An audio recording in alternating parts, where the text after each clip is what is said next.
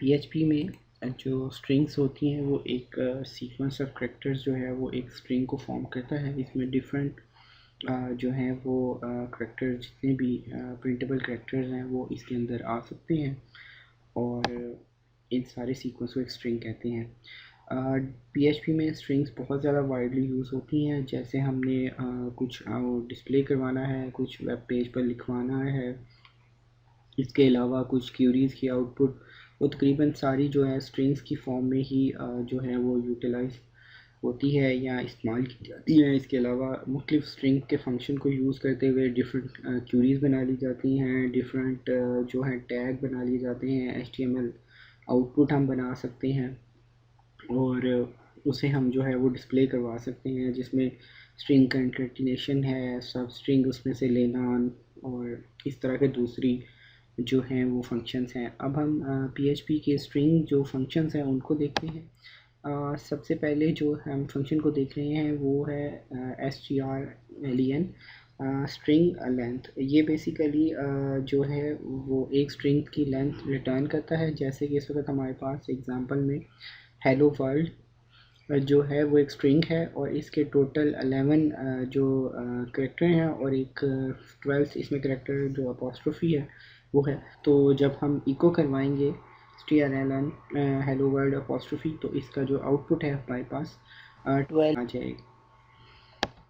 अगला जो फंक्शन है वो जो है वो str_word_count है।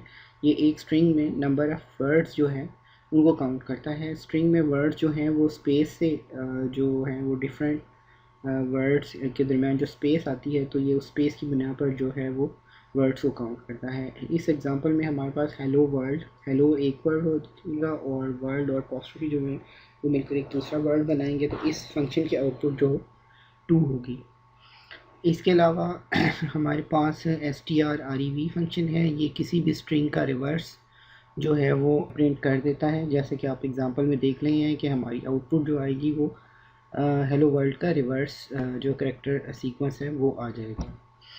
strpos जो है फंक्शन है वो किसी स्पेसिफिक टेक्स्ट को विद इन अ स्ट्रिंग जो सर्च करता है। अगर इसको मैच मिल जाता है तो ये फंक्शन करैक्टर पोजीशन जो है रिटर्न करता है पहले मैच की, और अगर ऐसा नहीं होता यानी कि इसको कोई भी उसके अंदर सब स्ट्रिंग जो है वो मैचिंग नहीं मिलती तो ये फॉल्स रिटर्न करता है।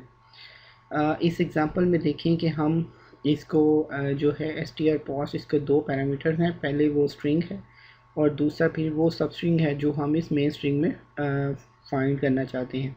तो जैसे ही हम इसमें वर्ल्ड जो है वो फाइंड कर रहे हैं तो वर्ल्ड जो है इसको छठे करैक्टर पर जो है वो मिल गया है, तो इसने जो है इसकी रिटर्न जो होगी वो 6 होगी।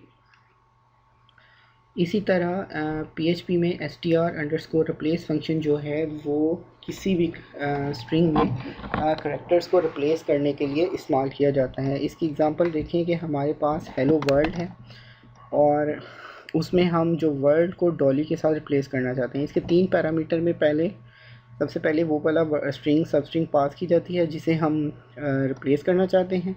फिर जो है वो स्ट्रिंग जिसके साथ जो है वो पहले वाली स्ट्रिंग को रिप्लेस करना चाह रहे हैं वो होती है, और तीसरी आर्गुमेंट वो स्ट्रिंग है जिसके अंदर हम ये रिप्लेसमेंट परफॉर्म करना चाहते हैं।